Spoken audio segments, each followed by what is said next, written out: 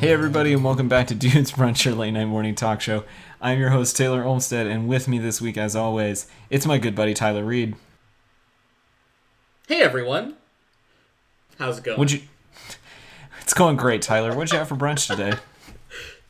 Oh, Taylor, it's been just a single week. We've already lost every semblance of talent we've had in this business. What I had for brunch? Had a classic. Had the Coffee Emporium Special, which is my bacon, egg, and cheese burrito with some salsa, and then a parfait. And I got a free pastry. Why? Because they goofed up. So you can't give back a pastry. So I got an extra sweet treat. Gotta love those extra sweet treats. Well, Sean Evans is not with us this week, but rest assured that he probably ate something today other than coffee, maybe, we hope. He'll be back next week. Maybe, we hope. But we do have with us Ryan Shepard. Ryan, a sophomore at Ohio University and a member of the band Freak Mythology. Ryan, what did you have for brunch today? I as well had a special today. The college dorm room special, a cup of Easy Mac mac and cheese, and a brown sugar cinnamon Pop-Tart. And coffee as well. Hell yeah. That sounds like a balanced breakfast to me. Oh, it was fantastic. Breakfast of champions, right? At least you had the Pop-Tart. Yeah, exactly. I was like, a mac and cheese, I don't know if that even counts. But, no, the Pop-Tart. The cherry on top for sure. Yeah. Mm-hmm. Well, and I do want to give a special shout out to friend of the show, sometime panelist Emily Bamforth, who today had brunch at one of Tyler's favorites, the Sleepy Bee Cafe in Oakley, where she had a delicious Get a sandwich. She was here? Yeah, she was in town visiting her family and stopped by the Sleepy Bee at my recommendation. I should have told you. I'm so sorry. But she was with her family, so. Well, in a miraculous turn of events, we don't have any follow-up this week. It's probably because Sean's not here and he brings most of the follow-up. So I guess we're just going to dive right into our main discussion with Ryan. So, Ryan, we talked about y'all's single House Arrest a few weeks ago, and now you have a full album out. So first of all, congratulations. Thank you so much. I appreciate it. So tell us about the album. Where'd you guys record it? How long has it been in the works? Well, we've been writing for the album for about 5 years, and it was just this past year when we just finally decided to quit the horsing around and kind of the lack of work. We weren't, nobody was really putting much effort in. We were all busy with school and that sort of thing, and we decided to, finally do something about all this work we had done in the past 5 years. And we went over to a place in Cincinnati, close to Cincinnati, called the Underground, and basically it's I don't know if you've heard of it. It's a huge facility that is mainly there for young local bands going in and playing shows and getting show experience and that sort of a thing. It's a really, really cool place for that. But they also have some national acts that come in as well and play. 21 Pilots plays there and stuff like that. It's a really cool place. But what they do that's really cool is they do live recordings through a soundboard. So us and a guy named Rick Brantley from All These Sounds Music Productions, we went over to the Underground and just basically recorded 3 takes of every song on the record, and we did this all live. And then we went back to Rick's studio, his home studio, and basically touched up with him all the inconsistencies on the album, and basically just got everything in order, redid the vocals and some guitar tracks and that sort of thing, and just basically got mastered and produced from there. That's awesome. I knew about the Underground as a kid, but never really went to any shows there. I didn't realize they also did live recordings there, I guess. Yeah, I actually didn't know either until we got connected with this Rick Brantley guy, and we wanted to do this the recording for the album live. Because we feel like that's an essence to a lot of recordings nowadays that is kind of missed is the live sound like they used to do back in the the 60s and 70s. Now it's all track by track done in the studio, and we thought it'd be cool to do something different.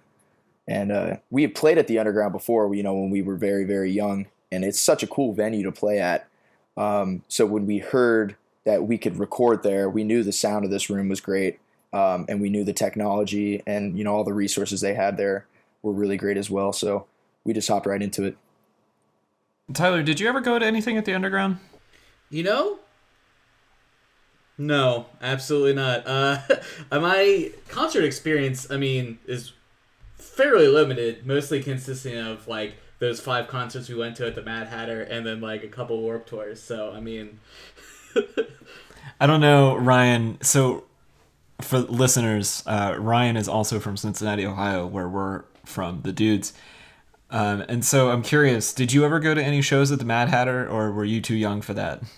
I've definitely heard of the Mad Hatter, but no, I have never been to a show there. I've heard of the Mad Frog too. We almost played a show there, but that didn't happen. Very different vibe. Mad Frog's more of a college bar. The Mad Hatter was more like a cesspit. Ah, okay. So probably should be avoided then. Well, it's not there anymore, so it's pretty easy to do. But that's awesome, man. It's really cool to hear that a Cincinnati-based band can still record in one of these like long-time venues. Particularly, that venue always had such like a soft spot for a lot of people because it was always all ages, which I feel like a lot of venues aren't these days. And you mentioned before we got on the call, and I promise we'll talk about the music, but you mentioned before we got on the call that at least one of your band members is still in high school. So what is that like when you're, playing venues? Do you have to specifically play all ages? Do you make a point to play all ages? Kind of, how does that work? Well, I'd say a lot of first of all, not only is, our bass player still in high school, she's 16 years older now. She'll be a junior. She'll be graduating, or she's a junior right now. She'll be a senior next year. But not only that, but a lot of our audience, like I myself, I'm only 20 years old, and so is Travis and Brad. But we have yet to really have a problem playing venues that are 21 and up, 18 and up, with Caroline, the bass player, who again is 16, or ourselves. The main problem it's been is basically with the fans coming in, all of our friends that are trying to come out and see a show. Obviously a lot of her friends are only 16. We had our album release show at Yesterday's Saloon, and that was a 21 and up bar. We had a good crowd come up, but then again, I'd say there could have been twice as many people there, if it was an 18 and up or maybe an all ages show. So it's kind of an issue sometimes, but the venues don't really mind with Caroline being 16, just because, she's in the band. She can't really get herself into too much trouble for the most part.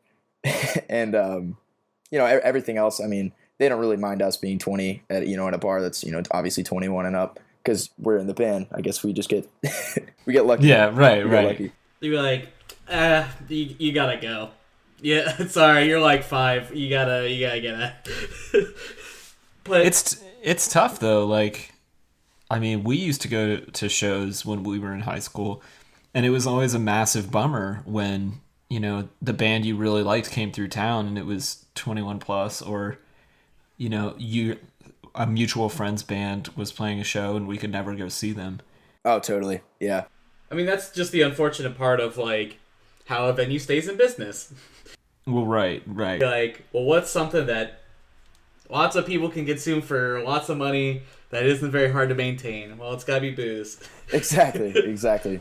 Yeah, and unless you have the weight of a Fugazi, you can't exactly say, we're going to turn your bar into an all-ages venue for the night. But so let's talk about the album. You said that you guys have been writing and playing together for 5 years. So what was it like after 5 years of playing together live to get into a pseudo-studio environment? It was definitely weird. All of us are first-timers for that sort of thing.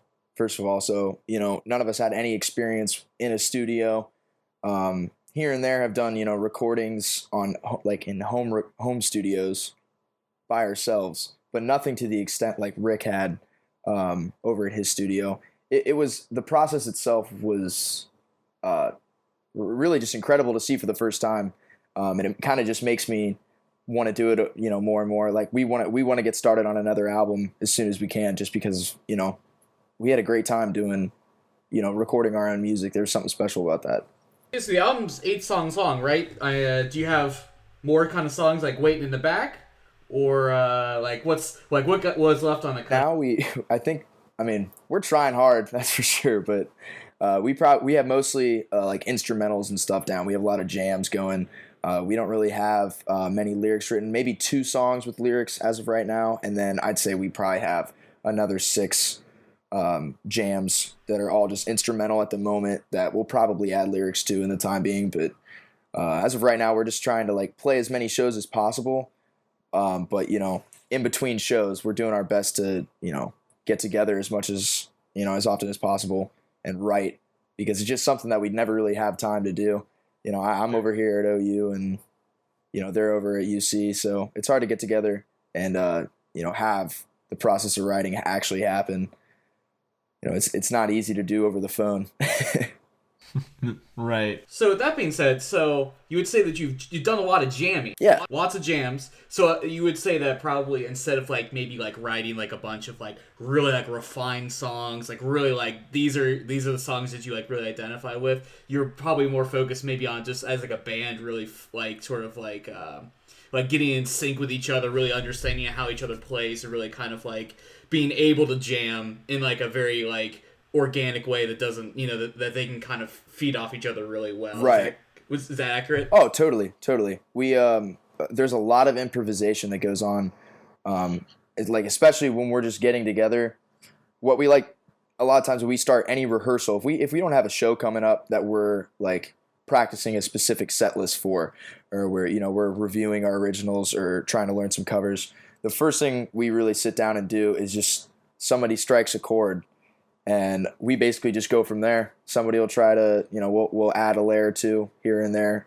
Another instrument comes in, third instrument comes in, and we just basically will jam, sometimes for 10, 20 minutes straight, just on some random chord progression somebody came up with on the spot, just because, we kind of think that, like you said, like organically, like a lot of really, really cool stuff can come out of that, just out of nowhere, And that's so interesting compared to the record.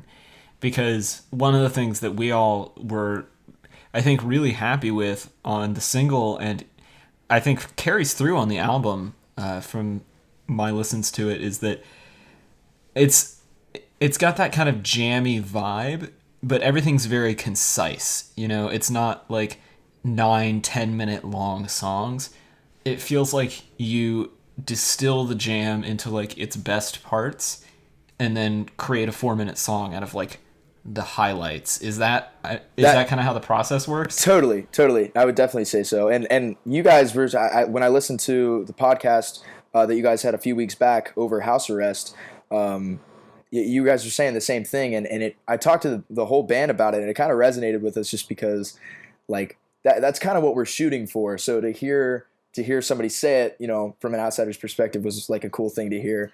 Because, there's so many jam bands, like you guys, again, like how you were saying on the podcast, there's so many jam bands out there that, if you go see them in concert or like, you hear their record, it is those 9 or 10 minute long songs.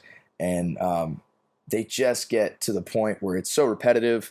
I mean, it's not that it's not great, but it's not something that I, sit down and listen to on a daily basis, just because it gets to be too much sometimes for me, You mean you don't have a hard drive just full of like Fish and Grateful Dead bootlegs? No, I couldn't do it.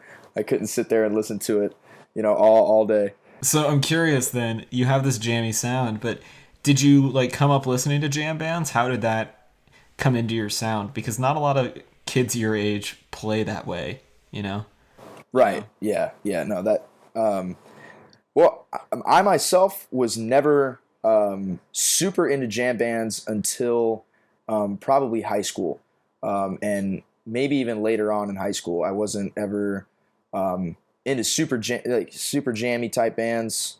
Here and there, I would hear guys that we would pass along bands within our band, like, hey, check these guys out. But it wasn't really anything. I like to listen to the classics. I'm a huge Led Zeppelin fan. I'm a huge Beatles fan. I love Jimi Hendrix. Those are my guitar influences. But as like a music composition influence, I think we're all just so diverse in that, so that when we do come together, the compromise that we make with each other is that jam sound.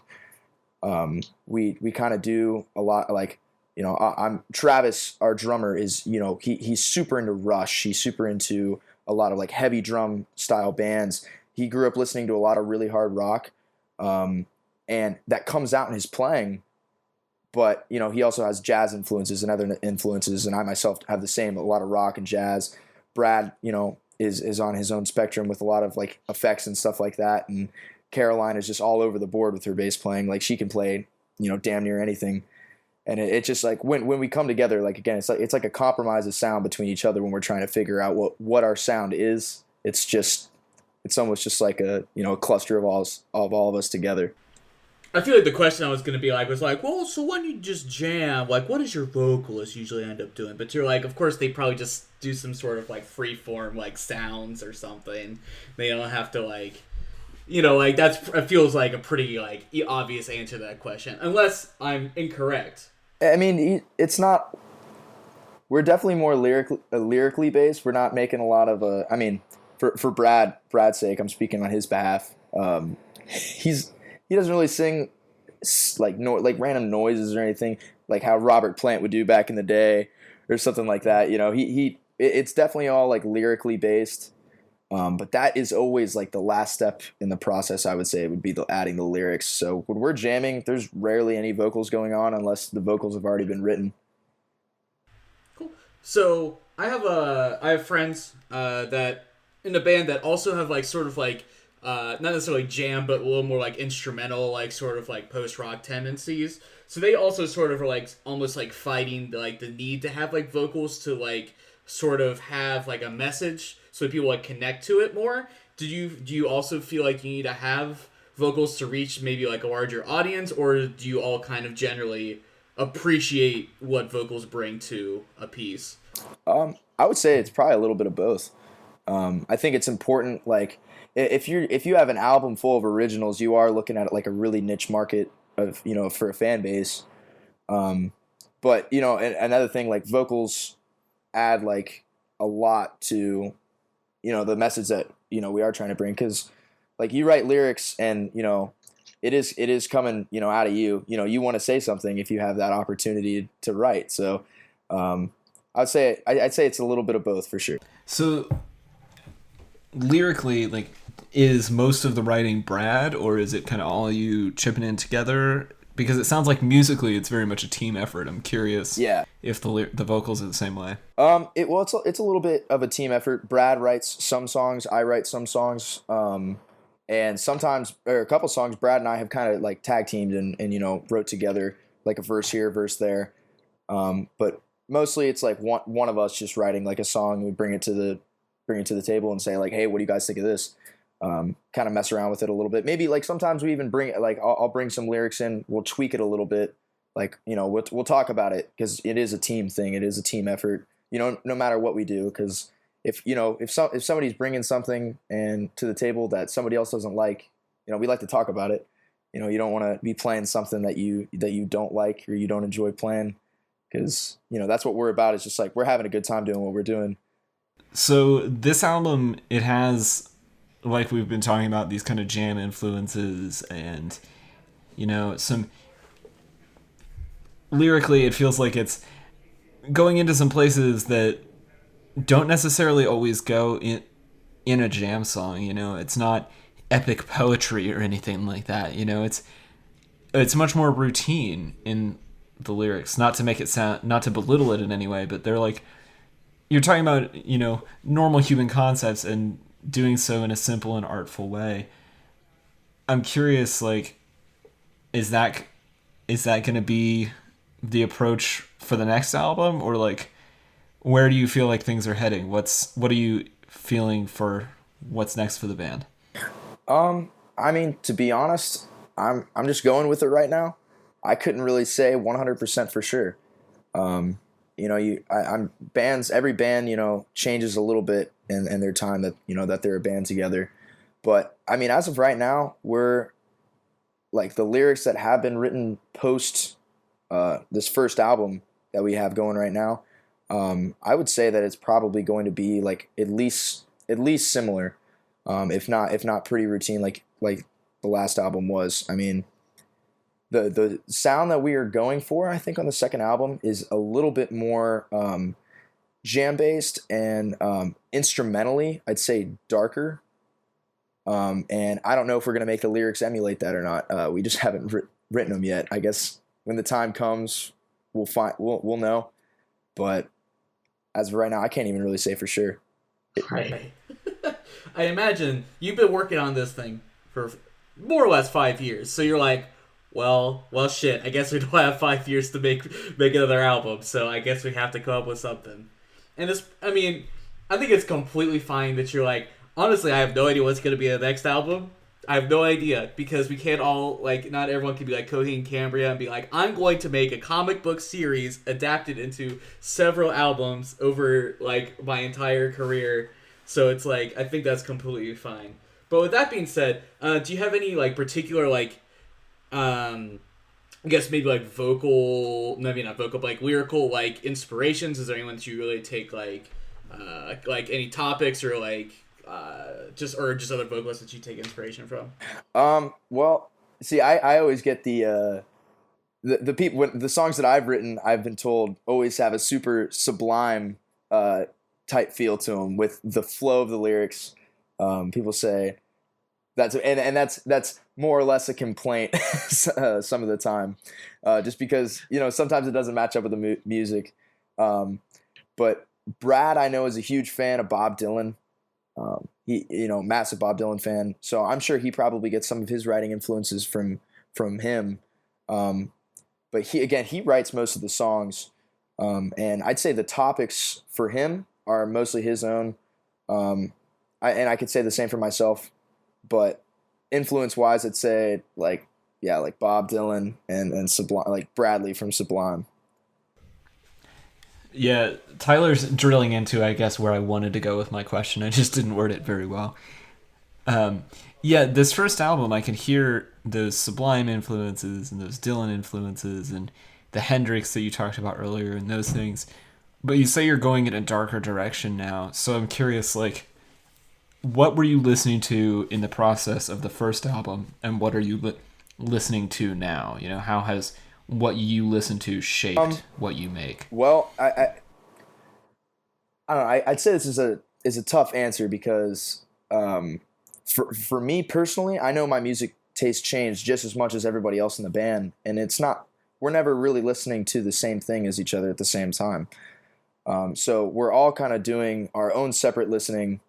So like everybody's developing personally, you know, everybody's doing their own thing, and so every single time we come together, it is like I feel like it's something new, like every time. So I mean, for me personally, I was listening to just basically the stuff that I've always kind of listened to, new guys here and there, but a lot of classic stuff. Like I was saying, like I'm a huge Beatles for me on this last record. Like I would say like was a huge influence for me. Maybe not like guitar playing, but like I probably should have mentioned that too. Like lyrically, I would say like the Beatles are somebody that I would look up to as well. But my music tastes by any means have not changed. But I listen to new guys here and there. Some more jam bands I've added to my list.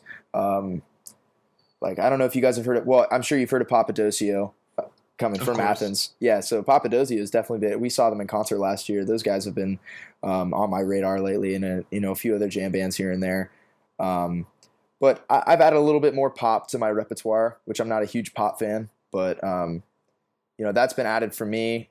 But like musically, what we've been playing, what I've noticed after the last album is just we've just gone in a direction that's very, very psychedelic. And very, very, not like dark in a sense of like metal dark. It's like a very, very laid back, creepy dark, I guess you could say, for music. I know like a couple of the instrumentals we've written have just been like interestingly creepy. So just have a very, very off-sounding vibe to it. And I think it's just interesting. And I think we're going to take that and see where we can go with it. So what is the typical live show environment for you guys? Like paint our listeners a word picture, if you will. Like What can they expect when they come out and see Freak Mythology live? Are you going to be playing a lot of current album stuff, some new stuff, some covers? What's the vibe like? Well, I would say if you walked in to a Freak Mythology show, I'd say the first thing you would see is a lot of really, really awesome fans who are super supportive of us, and us on stage, just having a really, really great time. That's our favorite thing to do is play live on stage, and we have all of our friends there. Like, you know, they're the ones that are supporting us, and they, you know, all of them come to every show. So we have, you know, a lot of great people there in the crowd, and we're just having a great time on stage. We'll play, you know, all of our originals always. We'll throw in a jam or two, and maybe something new that we're working on, and then we'll play a lot of covers as well. We'll this past set at Yesterday's Saloon on April 7th during our album release show, we hit a very, very like broad spectrum of covers because, you know, they wanted us to play for, you know, 2 hours, and you know, it's a long set, and so we had to throw in a lot of covers in there, and, you know, we played everything from the Stones, we played the Police, to the Alabama Shakes, and, you know, just about everything in between. So a lot of fun covers, funky stuff, upbeat stuff, and some slower stuff too. So is the crowd going to be dancing? Is Tyler going to be breaking out the love guns in the audience when he comes out to a show? I mean, I'm able to dance to this sort of thing, but man, give me anything, I'll dance to it. That's just me though. A lot of people towards, you know, middle of the show, you know, people are definitely dancing, you know, people like to have a good time. The alcohol helps too. I would definitely. Oh, absolutely. These sort of environments, but I'd say half of our stuff is a little bit slower, so people don't really dance to it. You know, they might grab a partner and slow dance, but it's more of a vibe situation. Yeah, totally more of a vibe situation. Our covers, we try to throw in some stuff that people can kind of get down to, and stuff like that. But yeah, it's definitely more of a vibe situation. So what makes, in your mind, a good live set? Like, what separates a great live set from a good live set? You know, I think I would just say the way that you play your instrument, and I know that's kind of a overly simplified version of, you know, like what's really there, but you know, every single set that we play is different. Every single time we play a song, it's different. You know, it's the same song, but, you know, it's going to sound a little bit different every time. Travis is going to do a different fill on his drum set from time to time. Caroline's going to do something different on the bass. I'm going to do something different on guitar because we're kind of all about improvisation. So I'd say a great set and a good set is separated by how well you're improvising and how well you know, how well you're on your game when it comes to this, you know, being as skillful as you can at your instrument and how you're feeling it, you know, during the show. And I think the other thing that is definitely important to be said is just stage presence, because there's just so many bands out there that, you know, you got the guys kind of just staring off in the distance, you know, you know what I mean? They're not super engaged with the crowd. And I think, you know, the people want that. They want to, you know, they want to be a part of what's going on. So I think crowd engagement and playability.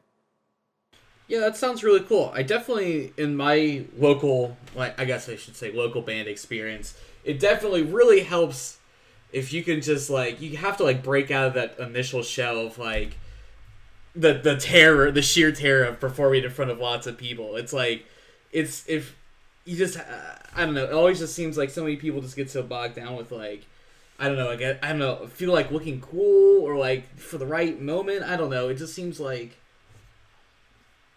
definitely just talk to us. Like, it's okay to, like, you know, like, everyone wants to get sets done. You know, we have other bands that are playing, but it's like, just, I don't know. It just helps interact. I think that makes such a better show if you just reach out to the people and really, like, try to get them excited about it. Tyler just wants some fucking stage banter. That's, like, all he wants. Right. I mean, you have to beat Matt and Kim, and that's, like... I don't think anybody has to beat Matt and Kim. That's like the gold standard, right? But that brings an interesting point. Particularly with guitar players, I always like to watch guitar players and see their stage presence, because I feel like all guitar players kind of like watch other guitar players and learn how to carry themselves based on the people that they like. Oh, totally. I can definitely agree with that. Yeah, so who is your, like, guitar stage presence role model? Oh man, that's a great question. Is it the guy behind you? No, it's I don't know. I guess I would say I'm definitely not as charismatic as somebody like Jimi Hendrix is, playing the thing with his teeth.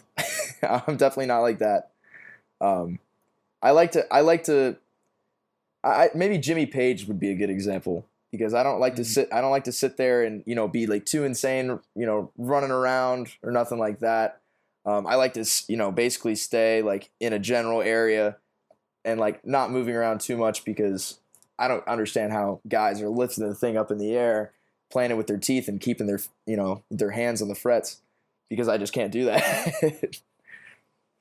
So I like to keep it as simple as I can, I guess, but still with a smile on my face. I remember, I want to say it's The Edge in the documentary It Might Get Loud, but it's some member of U2 at some point in one of these interviews where they were recounting their first gig and talking about where everybody stood on stage, and they're like, yeah, that's where we all stand now too. Like, it was just the way we did it the first time, and it's the way we've done it ever since. Is that kind of how it is for you guys as well, or do you like shake it up? 100% the same way. I think it's always been me on the far right, Caroline on the far left, Travis in the back, and Brad in the front. And I honestly don't see it ever changing. It's worked for us. We don't really have that problem working over the internet, but I feel like, even when you're doing creative work, you have to have a sense of routine, and this show is definitely a testament to that as well. I'm the right. Yeah, Tyler's on the right, Sean's on the left, and I'm in the middle, trying to hold them back from tearing each other apart.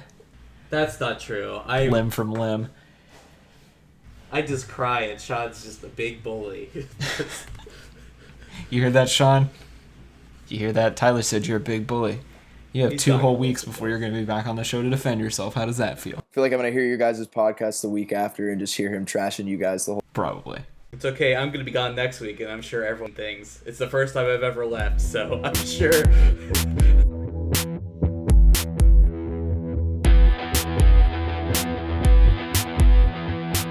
All right, everybody, it's time for this week's piece of internet garbage. We're calling this week Ohio Garbage. Garbage things that happened in our shared home state. This story comes to us off the AP Wire from East Palestine, Ohio, which is near Cleveland. The story's pretty short, so I'm just going to read it to you.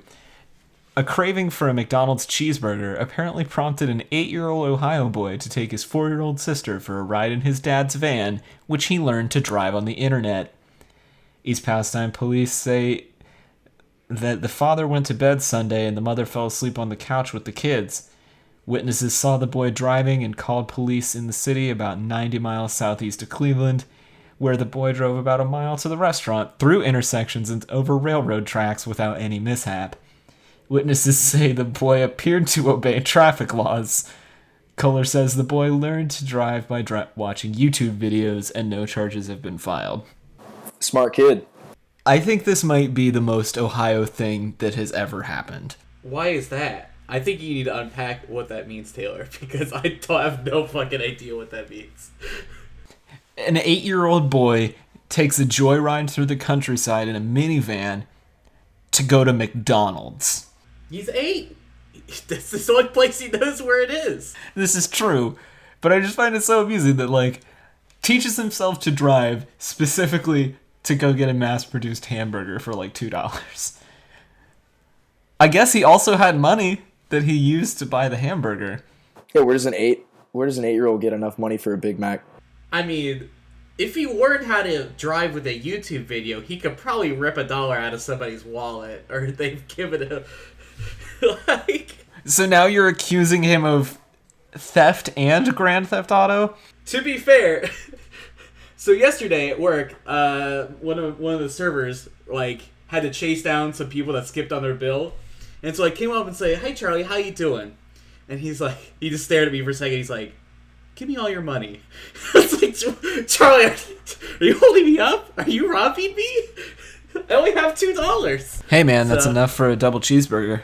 Yeah, I mean, I'm just saying, it's not that hard to rob someone. Most people are, I think, very willing to give up their money with very little. I mean, I know we didn't have YouTube as kids, but there's no way that I could have figured out how to drive my parents' minivan to McDonald's without getting in an accident when I was 8.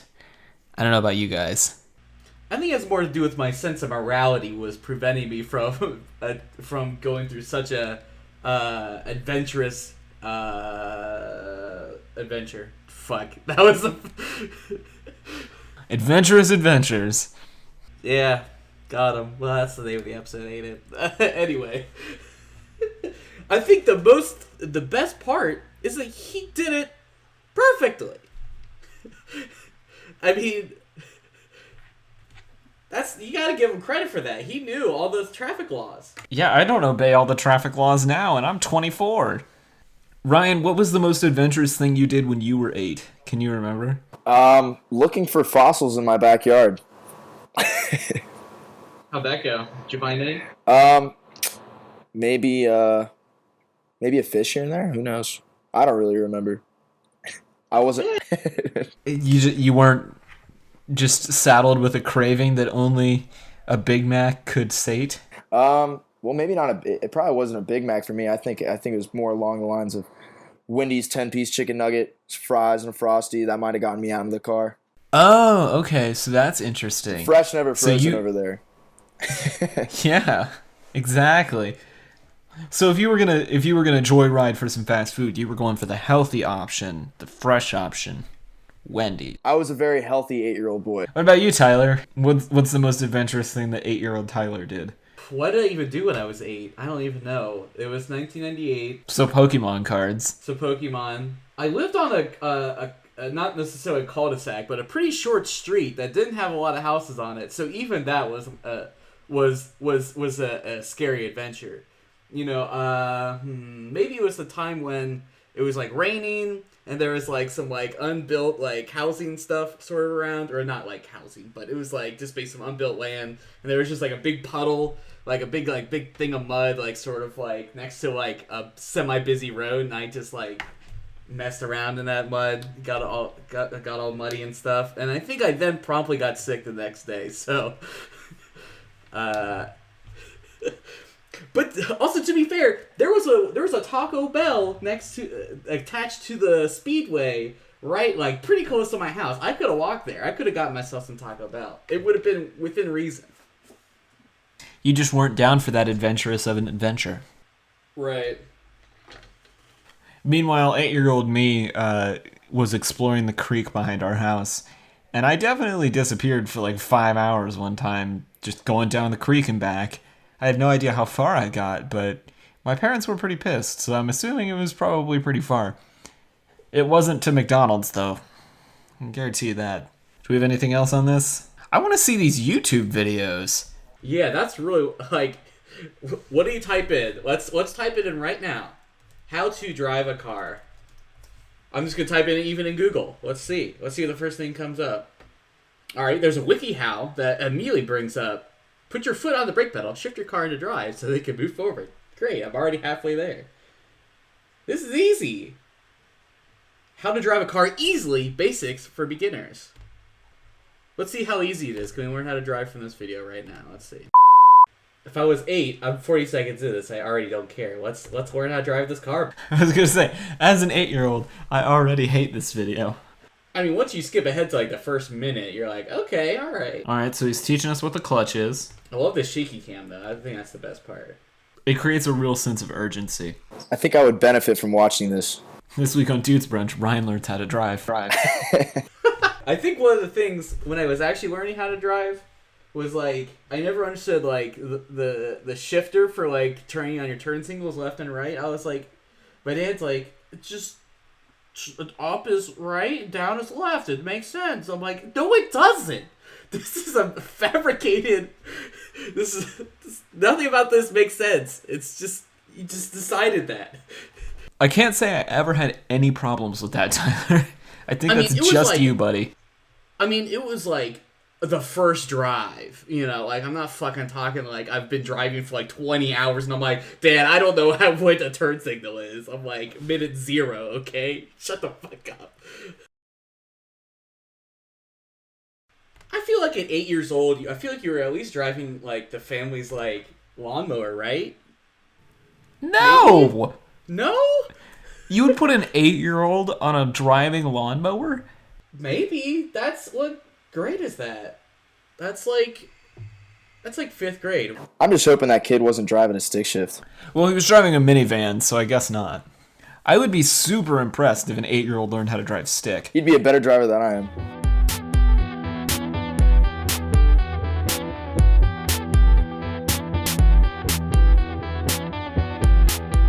Alright kids, it's time to round out the show the way we always do with a round of shameless plugs. I'm going to start with Tyler Reed.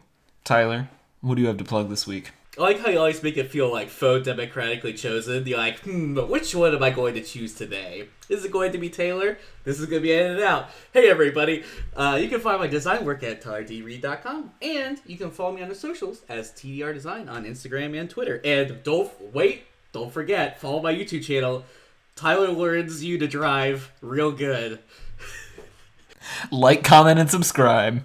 Well, Ryan, thank you so much for joining us. What do you have to plug? Thank you for having me. And I'd say I could plug, go ahead and check out Freak Mythology on Spotify, iTunes. You can stream the album straight from YouTube. You can go to our website, freakmythology.com.